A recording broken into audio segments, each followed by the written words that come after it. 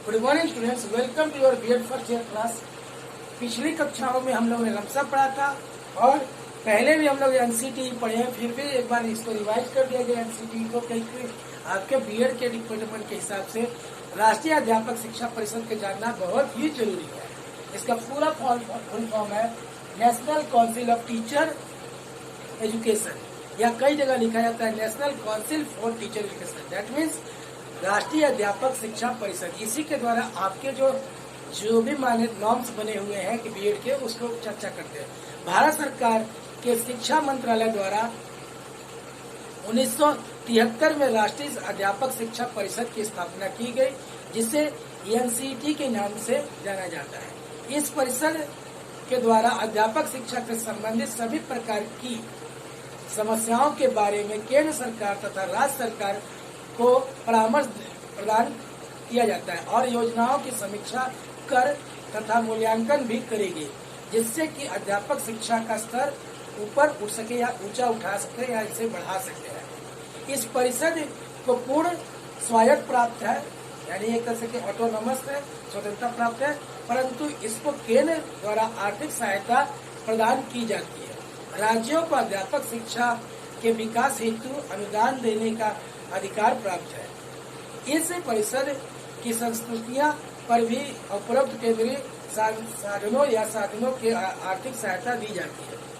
अब देखते हैं इसके प्रमुख कार्य, what are the functions of NCT. एक क्रमशः है, जैसा जैसा बताते जाएंगे। पहला, केंद्रीय तथा राज्य प्राथमिक स्तर तथा माध्यमिक स्तर तक सभी स्तरों की अध्यापक शिक्षा व्यवस्था का निरीक्षण करना तथा उसके विकास एवं सुधार हेतु साधनों का सुझाव देना। दूसरा, केंद्रीय सरकार तथा राज्य सरकारों में समन्वय स्थापित करना, दैट मीन्स कोऑर्डिनेशन स्थापित करना, जिसके फलस्वरूप संचालन और विकास हेतु अनुदान क्रियाओं का समुचित सदुपयोग किया जा सके।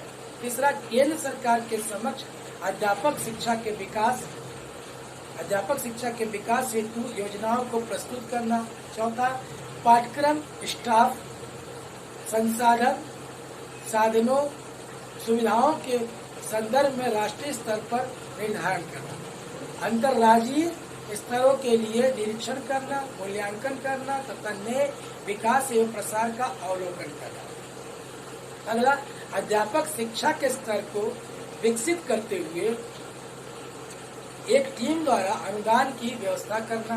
राष्ट्रीय स्तर, राज्य स्तर, प्रशिक्षण संस्थाओं तक तथा शिक्षा विभाग के स्तर के शैक्षिक शोध कार्यों में समन्वय स्थापित करना।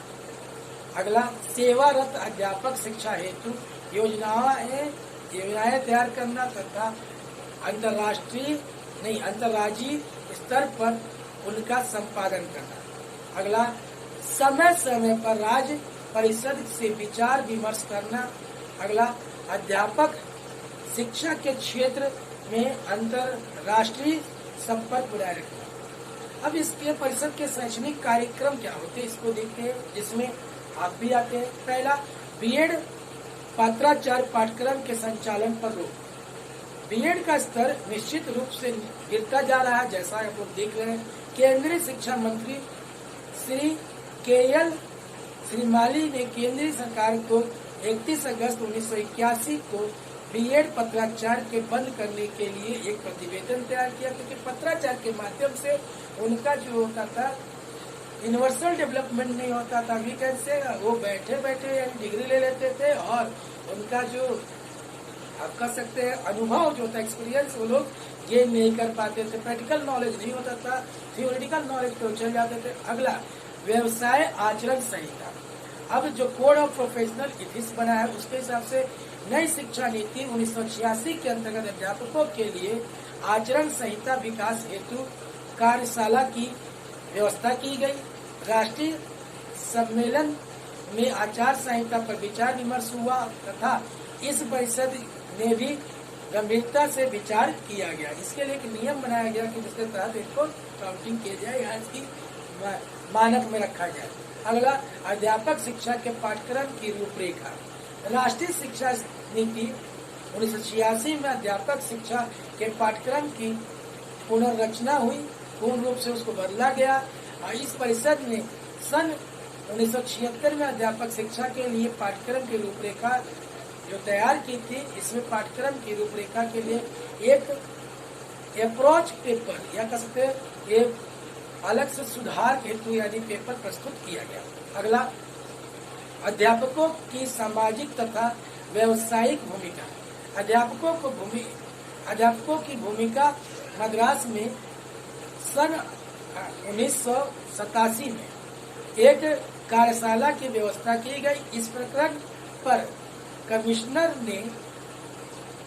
कश्मीर में एक सेमिनार हुआ, जिसमें अध्यापकों के उत्तरदायित्व एवं पर विचार विमर्श किया गया और राष्ट्रीय शिक्षा नीति में इस प्रकरण को एक महत्वपूर्ण स्थान दिया गया। भावी कार्यक्रम, इसका जो फ्यूचर प्रोग्राम्स क्या थे उसके ऊपर चर्चा करते हैं। इस परिषद ने अध्यापक शिक्षा के क्षेत्र में अधोलिखित कार्य को प्रस्तावित किया। पहला, अध्यापक शिक्षा का पाठ्यक्रम। दूसरा, अध्यापक शिक्षा का 4 वर्षीय कार्यक्रम, इंटीग्रेटेड कोर्स जो है वही है, इसके तहत आया गया। अध्यापक शिक्षा का राष्ट्रीय सेमिनार का आयोजन करना, सभी को जानकारी मिले, सेमिनार होते हैं जिससे कंडक्ट किया जाए तो सभी को जनरल के थ्रू जानकारी हो जाए। प्राथमिक स्तर के लिए अध्यापक शिक्षा के पाठ्यक्रम का विकास करना, अध्यापक शिक्षा में प्रवेश हेतु मानदंड विकसित करना, अध्यापक शिक्षा पत्रिका दैट मीन्स बुलेटिन का प्रकाशन करना। फिर से हम चर्चा कर लेते हैं कि आज हम लोगों ने क्या क्या पढ़ा। आज हम लोगों ने पढ़ा NCT, जिसका फुल फॉर्म होता है national council for teacher education. इसके तहत हम लोगों ने पहले कार्य पढ़े, उसके बाद उसके कार्यक्रम पढ़े। कार्यक्रम को फिर से हम चर्चा कर ले रहे हैं।